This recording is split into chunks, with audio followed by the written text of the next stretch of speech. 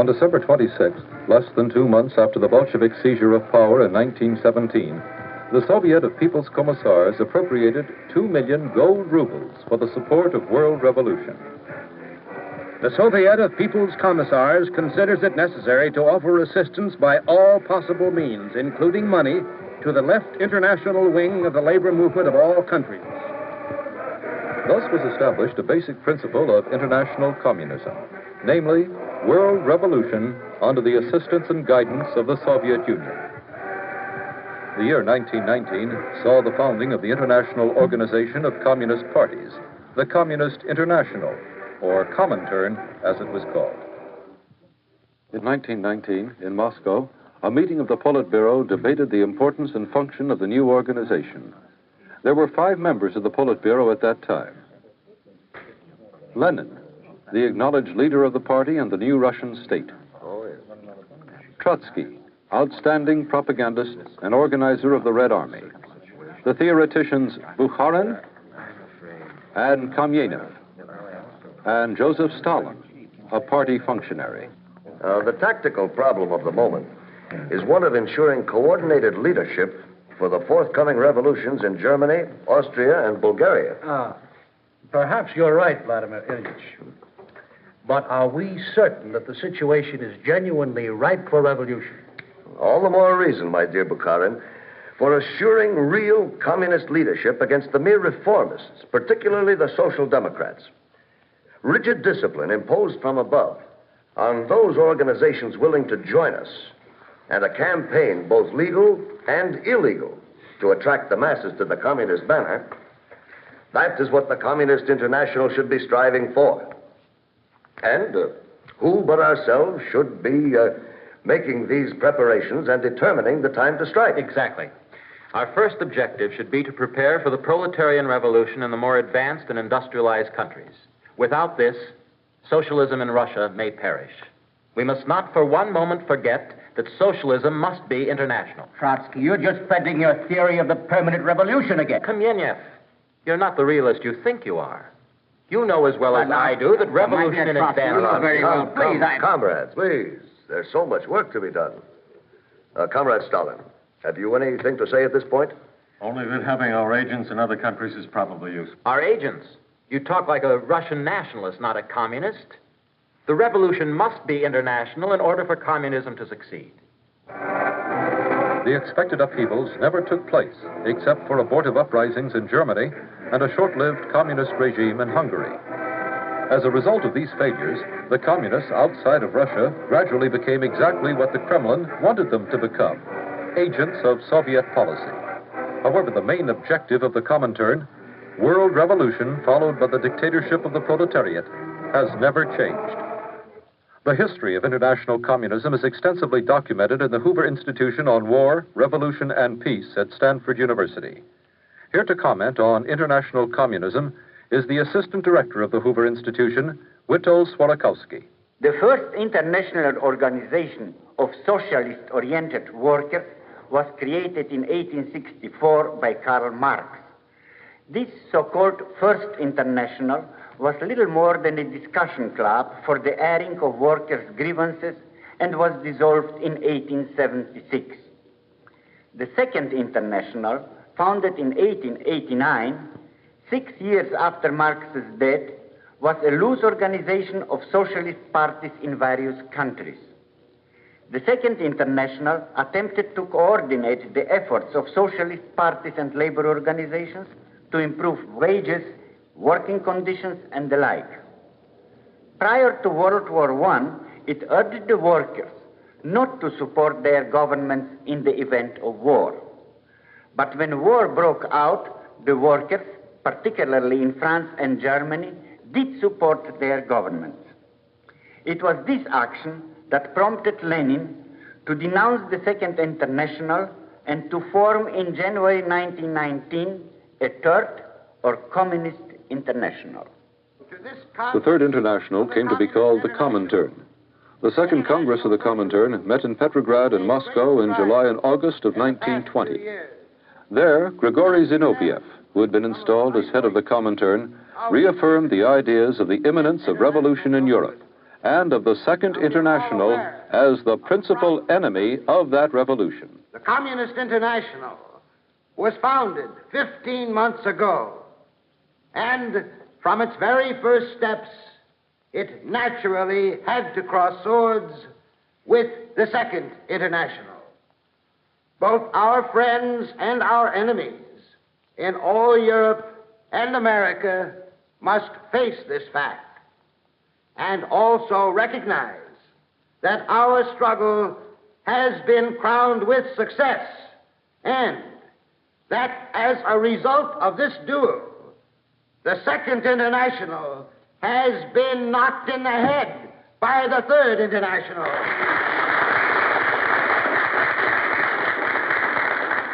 The working class is coming into power, and the bourgeoisie, in its despair, seizes upon the half-dead Second International and strangles it in its dying grasp. There is no doubt that both are approaching definite ruin. Their collapse will make it possible for an international union of workmen to create a new world founded on communism. The idea of democracy has faded away before our very eyes. Zinoviev went on to analyze the political situations in various countries and to attack measures taken in the United States and elsewhere which suppress the spread of revolutionary activities in the unsettled post-war years. He then made a familiar prediction. A short time will pass, and the proletariat of all countries, in a single outburst, with a clearly defined aim and as a single entity, will march forward to victory under the leadership of the Communist International. Long live the working class of the whole world. Long live the Communist International. The principal speech on the opening day of the Congress was made by Lenin, who was greeted with enthusiastic applause as he made his report on the international situation. He, too, spoke in terms of an imminent revolution in Europe. A revolutionary crisis is at hand. This now raises a question.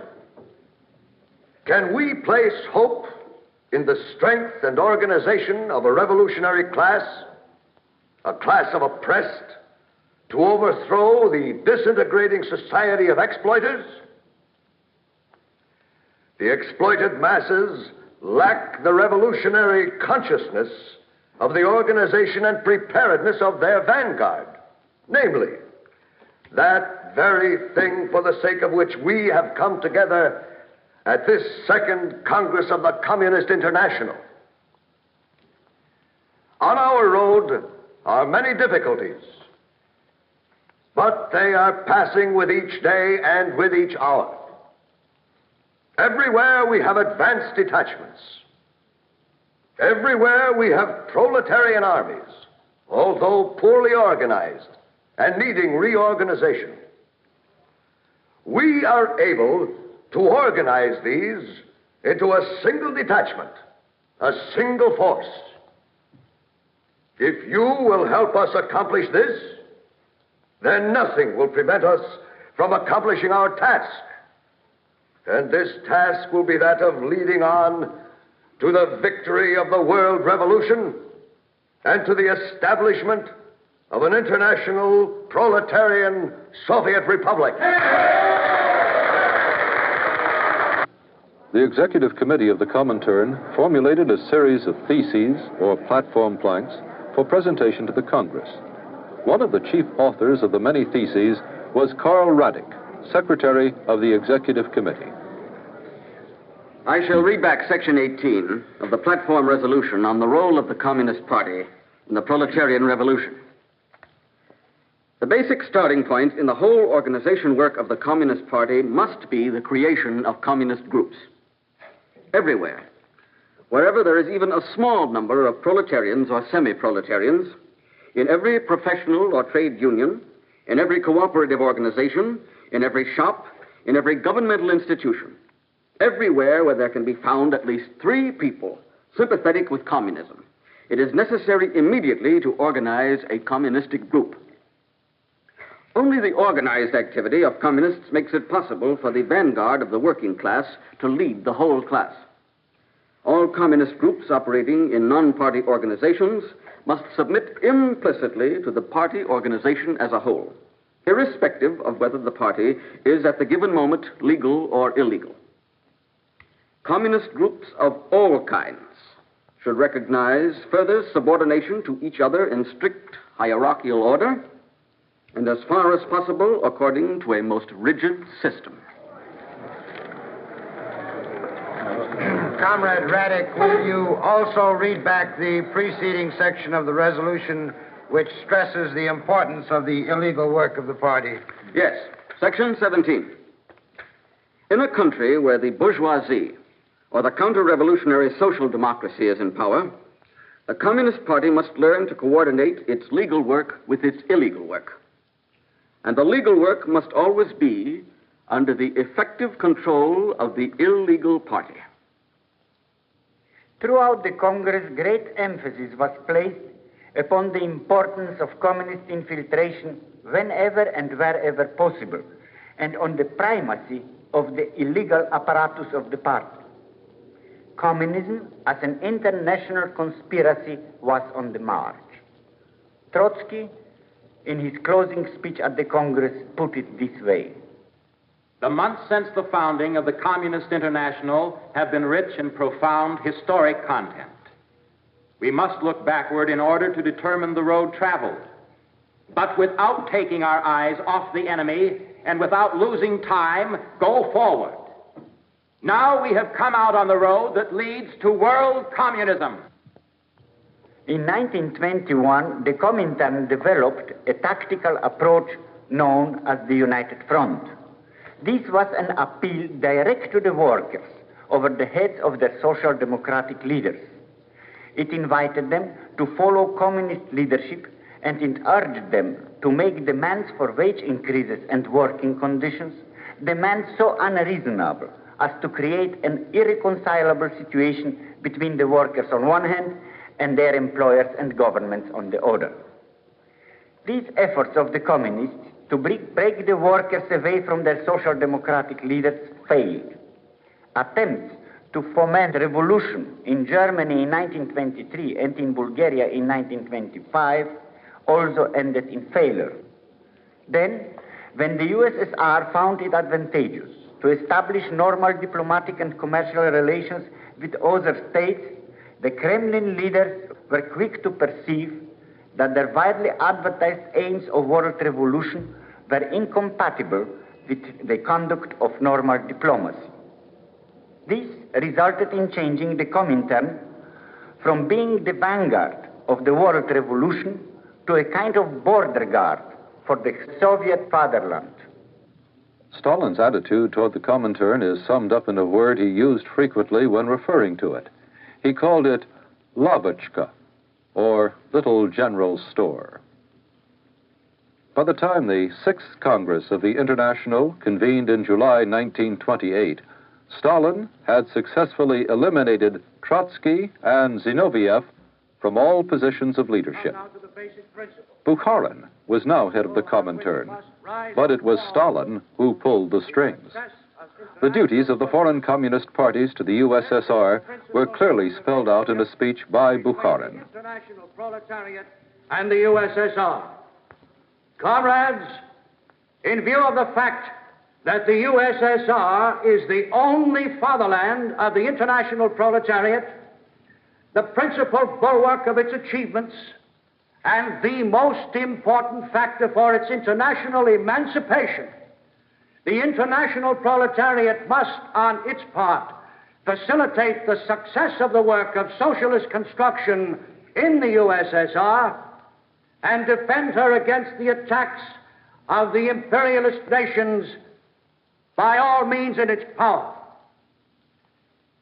In the event of the imperialist states declaring war upon and attacking the USSR, the international proletariat must retaliate by organizing bold and determined mass action and struggle for the overthrow of the imperialist government with the slogan, dictatorship of the proletariat and alliance with the USSR.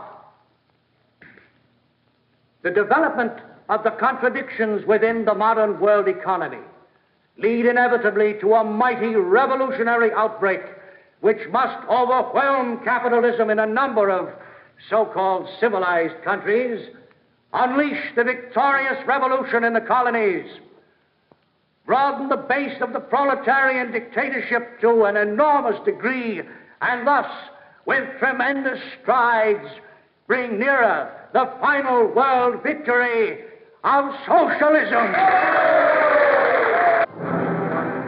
The last Congress of the Comintern came when Stalin was preparing the bloody purge trials, which were to result in the execution of Bukharin, Zinoviev, Kamenev, and thousands of other party members. During these years, fascism was thriving in Italy, and in Germany, the black shadow of Hitler began to spread over Europe. In response to these events, the Soviet Union in 1934 joined the League of Nations, an organization which Lenin had called a den of robbers.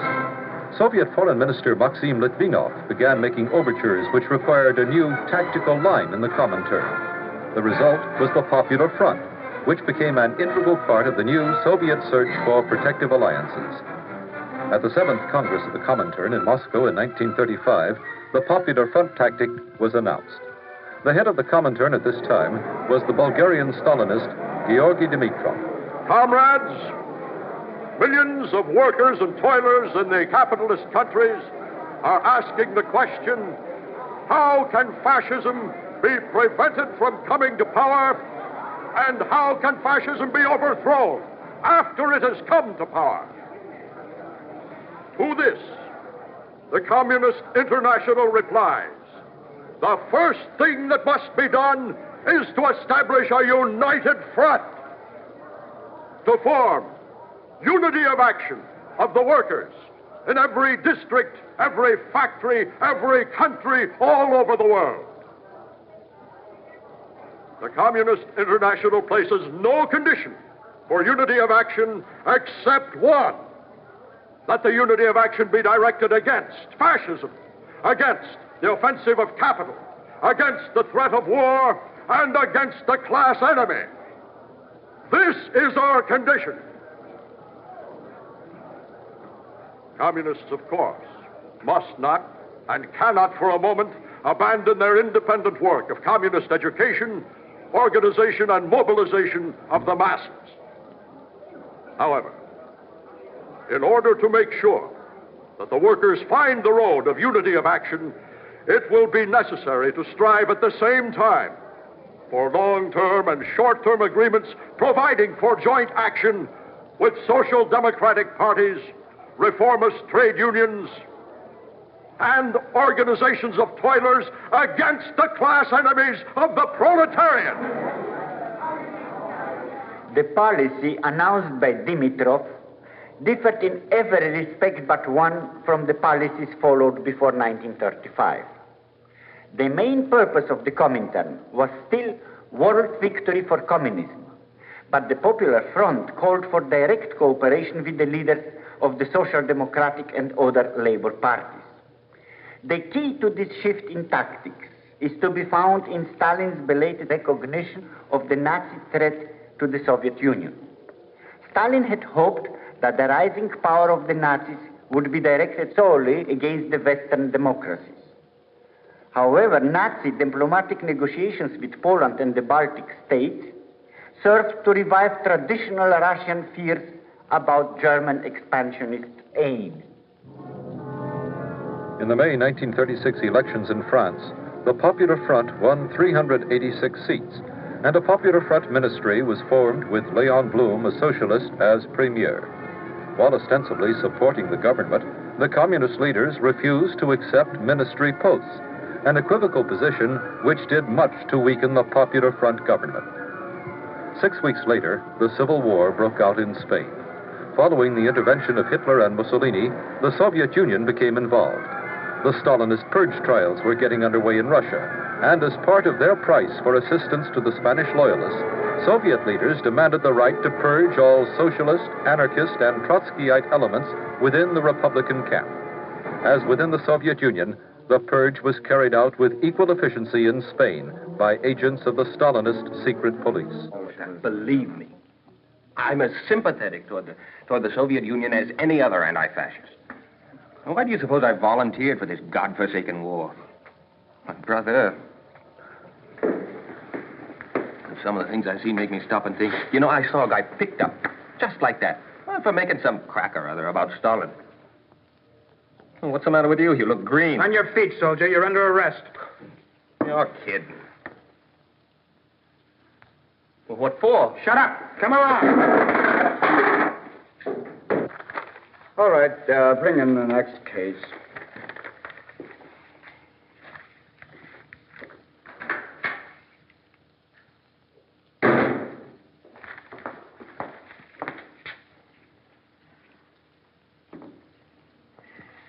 Yes, I have a report here representing conclusive proof that you're one of the agents of the counter-revolutionary conspiracy and also an agent of international fascism. Therefore... Wait a minute. You're not an officer in my brigade. If there's some phony charge against me, I want to know about it. You can't just sit there and accuse me Now, of... listen to me, and listen carefully. I not only can accuse you, I am your prosecutor, I'm your judge, and, in a manner of speaking, your executioner. That's all. What are you going to do? You mean I can just take off? Yeah, you can just take off.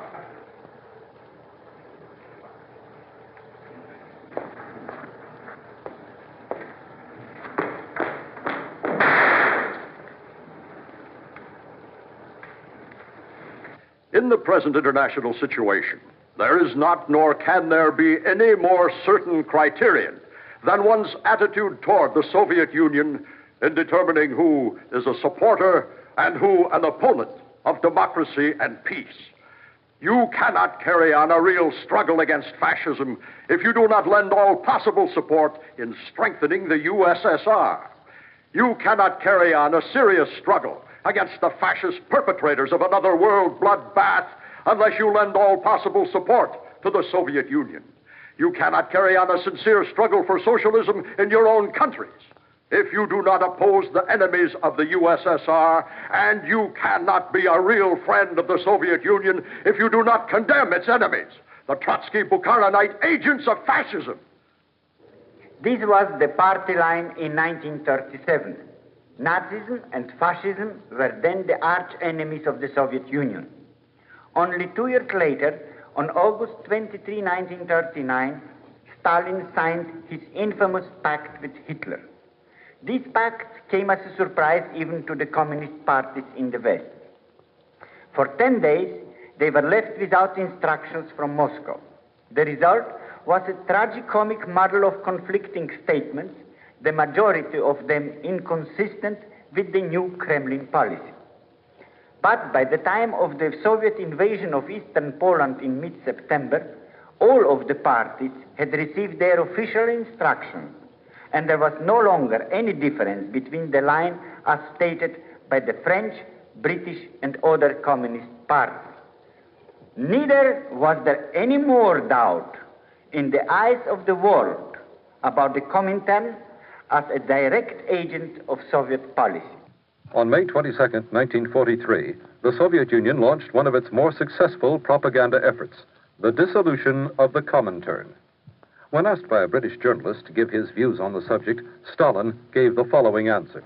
The dissolution of the Communist International is proper and timely because it facilitates the organization of the common onslaught of all freedom-loving peoples against the common enemy, Hitlerism.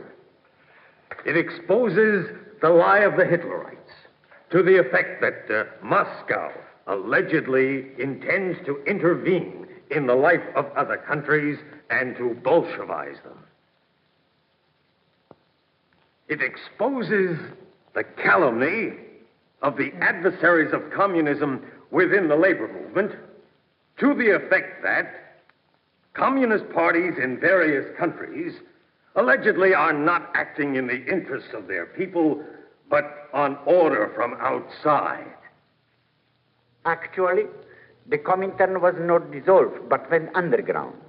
Henceforth, the communist parties outside of Russia simply took their orders not from the Comintern, but directly from the Soviet Politburo itself.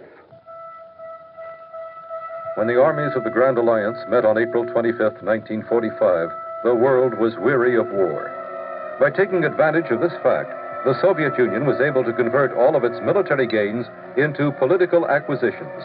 The aim of world revolution became converted into the aim of world conquest. Between the years 1945 and 1948, nearly 100 million Europeans came under Soviet rule. The communist parties of France and Italy became important political forces.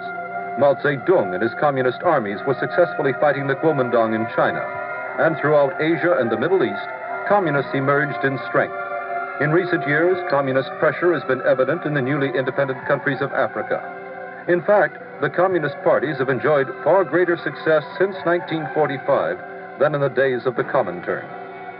In October 1947, a communist information bureau, the Cominform, was set up in Belgrade. It included representatives of the communist parties of the Soviet Union. A year later, Tito and Yugoslavia were expelled from the Cominform. Its offices were moved to Bucharest to be more directly under Soviet control. Subsequent events in East Berlin, Poznan, Warsaw, and Budapest exploded the myth of communism as a political ideology, enjoying the support of a majority of the working people. The Comintern and the Cominform no longer exist. However, we must not forget that they were only temporary means to an end which has not changed. Today, the Soviet government itself has assumed the task of directing communists all over the world toward that end. And that end was and still is communist world domination. Our next program will examine communism in the United States.